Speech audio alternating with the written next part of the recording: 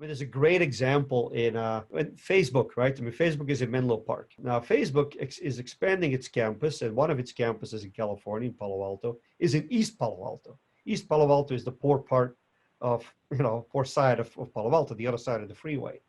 The problem is if you're going to do that, so there was some very interesting negotiations between Facebook and the Department of Transportation, and even beyond that in the whole mobility infrastructure, was okay, Menlo Park is very well connected from a mobility perspective and multimodality perspective to employees that come to the Facebook campus, and also, of course, to suppliers for the Facebook campus. Now, when we go to East Palo Alto, there is nothing there. And on top of that, the exits and entrances of US 101, which is sort of what splits Palo Alto and East Palo Alto, was not equipped to handle the volume of traffic that was going to get caused by building the East Palo Alto campus.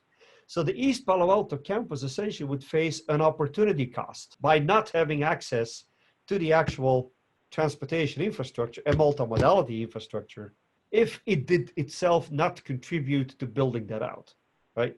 So, I mean, if you're going to bring tens of thousands of employees, of course, that was all pre-COVID, who knows what's going to happen post-COVID, but if you bring tens of thousands of employees to the East Palo Alto campus, they still want to bike or scooter or have electric transit or whatever it is, I mean, to that campus instead of Menlo Park.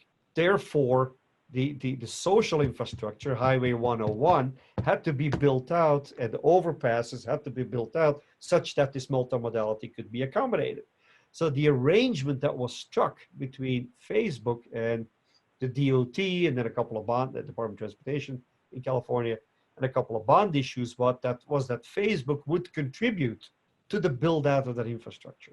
And that is sort of part of value financing, right? So what is the benefit, or what is the otherwise, the other side of benefit is opportunity cost, right? What is the opportunity cost that a business or anything else would sustain if the infrastructure was not built up or maintained or upgraded?